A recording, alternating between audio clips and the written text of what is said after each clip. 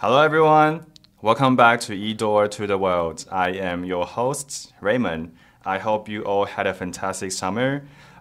Fika, it's great to have you here again with us. How are you feeling today? Hello, Raymond, and hello to the listeners. As you have said, Raymond, my name is Fika, and I'm super excited to be here with you guys. Every time we gather here, we explore how our world is changing and how we can make a difference. That's right. So, Fika, I heard you had an amazing summer vacation back home, right? Yes. You visited Durban, Johannesburg, and Eastern Cape back in South Africa. Do you want to tell us more about your trip? Yes, my trip is not any different, but, I really had fun back at home in Durban. Durban is known for beautiful beaches and the warm sun. And also, I got a chance to visit Johannesburg. I haven't been there for such a long time. So I was able to see my friends and the people that I used to work with. And it was nice to catch up. And also, I had to visit the Eastern Cape.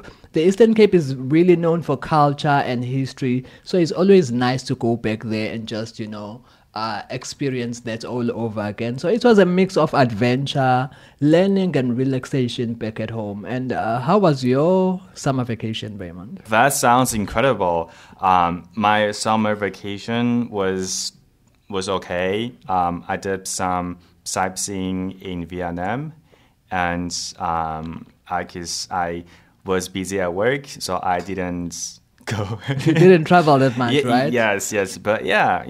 I'm happy that you had a great vacation back home. Okay.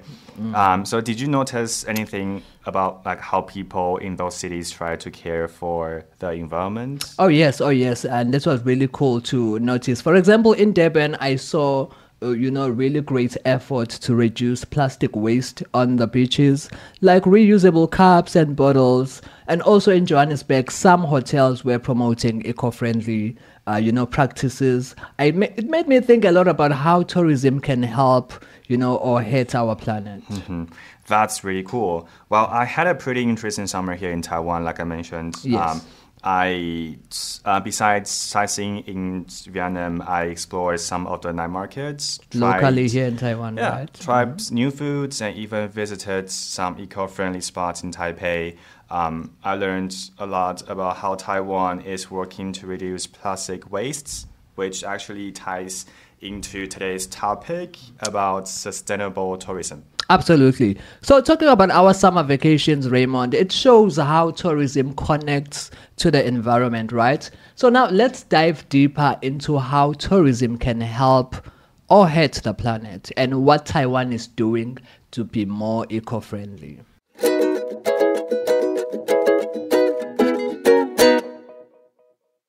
So Fika, we travel and stay in different hotels all the time, right? Especially when we go on a trip.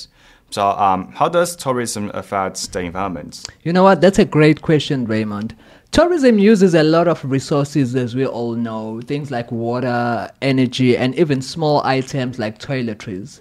So hotels give guests tiny bottles of shampoos and soap, and when millions of people visit, it creates tons of plastic waste. That's right. I think people did not realize how much the plastic it could take, right? Yes. So in Taiwan, the Ministry of the Environment says that by switching to large bottles instead of the tiny ones, under 180 milliliters, they can remove 460 million small items each year. Mm-hmm. So there is a huge, that's a huge impact on the planet.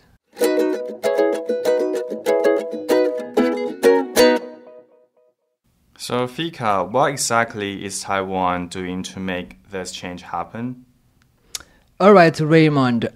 They made a new rule for hotels and lodging operators. So starting from January 1st, all toiletries must be in large bottles. Plus, the government offers subsidies. So what are subsidies? Subsidies is money to help hotels reduce plastic bottled water. If a hotel meets the target, they can get like 30,000 NTDs per case. Mm-hmm. That's interesting. So it's both a rule and a reward system. Exactly. So it also encourages hotels to be more eco-friendly while helping them stay competitive in the tourism market. So do we know anyone actually helping to make tourism greener? Yes, we do have companies like big travel companies like Lion Travel. They say these changes will help hotels switch to more sustainable models. Also, Greenpeace is watching hotels to make sure that they follow the rules. They want Taiwan's tourism industry to meet international standards. That's great, because it sounds like everyone from businesses to environmental groups is getting involved. Absolutely. And Taiwan is, putting together these ideas into the tourism identity so that visitors can see that traveling responsibly is part of, the main experience.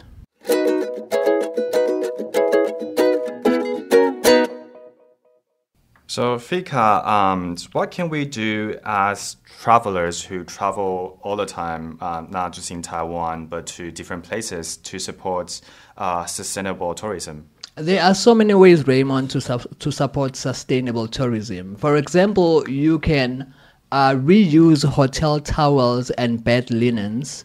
Also, you can bring your own refillable water bottles. I mean, we do that when coming to work and going to schools, right? Yes. And also support hotels and businesses that follow eco-friendly rules. So even small actions, as we've been saying before, they help reduce plastic waste and carbon emissions. So we can all be eco-heroes while enjoying our trips. Yes, so every choice counts.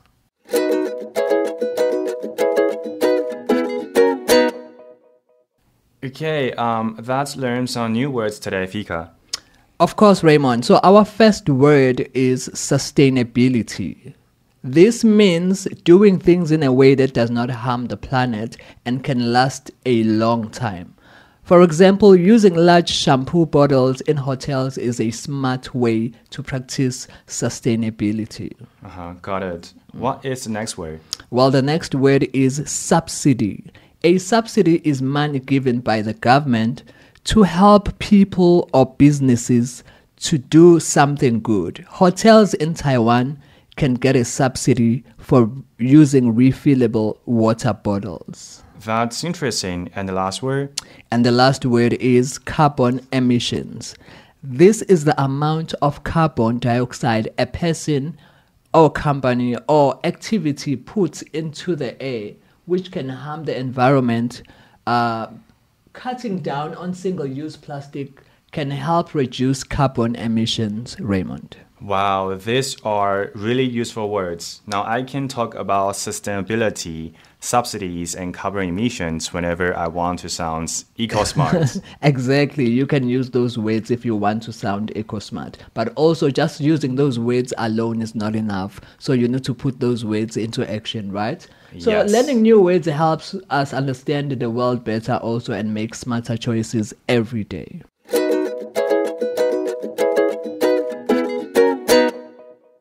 Here is a question for our listeners.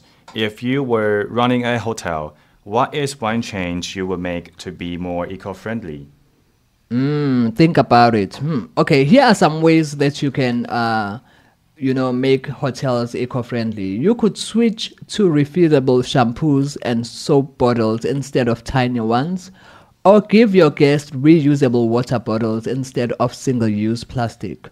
You could also use solar panels to get electricity from the sun or LED lights to save energy. And don't forget about water.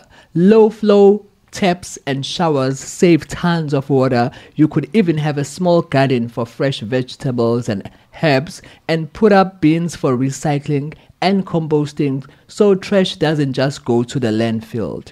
Oh, and hotels can serve local food to reduce pollution from transporting food from long distances, right? Even little things matter, like avoiding single-use plastics or putting up fun signs to remind guests how to save water and electricity. See, there are so many creative ways to make your hotel green and eco-friendly. So what would you do I'd love to hear from you. Write to us and share your ideas.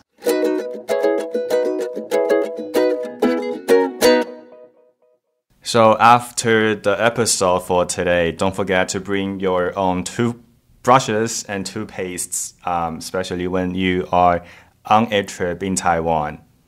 And also your water bottle, of course. Yes, I agree, Raymond. And also, let me just remind the listeners of the words that we spoke about earlier, so that also maybe you can translate them in Chinese. So we said our first word is sustainability. 永续性. And we said it means to do things in a way that does not harm the planet and can last a long time. And then the second word is subsidy. 补贴或者是津贴. And we said subsidy is giving money or is money given by the government to help people or businesses do something good. And then the last word we said it's carbon emissions. 碳排放. And this is the amount of carbon dioxide a person, company or activity puts into the air.